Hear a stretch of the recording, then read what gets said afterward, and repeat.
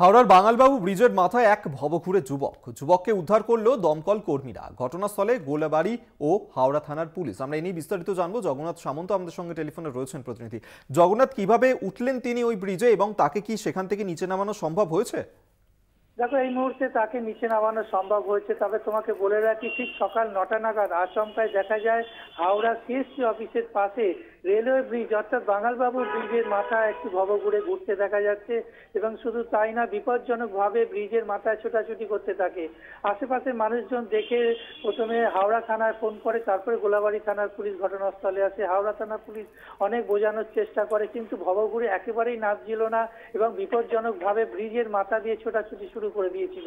সেই সময় বড়সড় দুর্ঘটনা ঘটে যেতে পারত, কেননা ব্রিজের মাথা থেকে যদি পড়ে যেত কোনোভাবে অসাবধানে, তাহলে একটা বড়সড় দুর্ঘটনা ঘটে যেত। কিন্তু কোনোভাবেই নামানো যাচ্ছিল না। পরবর্তীকালে দমকল কর্মীকে খবর দেওয়া হয়, দমকল বাহিনীর আসে ঘটনাস্থলে এবং ব্রিজে উঠে তাকে জলের বোতল দেখিয়ে বোঝানোর পর তার কাছে যাওয়া সম্ভব হয় এবং তাকে বোঝা নিয়ে নামানো হয়েছে। এবং এই মুহূর্তে পুলিশ নিয়ে গেছে তার চিকিৎসার জন্য। তার মানসিক সমস্যা কিভাবে উঠে গেল আশেপাশের মানুষ একেবারেই বুঝতে পারেনি, তবে দমকল কর্মীরা অত্যন্ত তৎপরতার সঙ্গে এই ভবঘুরেকে নামানো সম্ভব হয়েছে, কারণ পাশেই রেলের লাইন এবং সেখানে বৈদ্যুতিক তার রয়েছে এবং বিপজ্জনকভাবে পরিস্থিতি ছিল।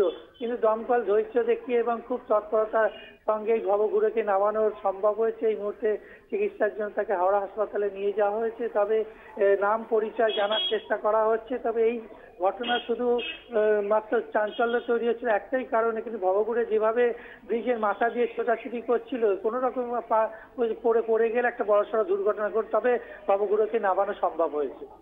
ধন্যবাদ তোমায়। জগন্নাথ সামন্ত আমাদের সঙ্গে টেলিফোনে ছিলেন প্রতিনিধি। আপনাদেরকে সেই ছবিও তুলে ধরছি, যেখানে বাঙালবাবু ব্রিজের ওপর উঠে পড়েছে এক ভবঘুরে যুবক। কিভাবে উঠলো সে সেখানে, যদিও সেই বিষয়ে জানা যায়নি, তবে ইতিমধ্যেই তাকে সেখান থেকে নামানো সম্ভব হয়েছে।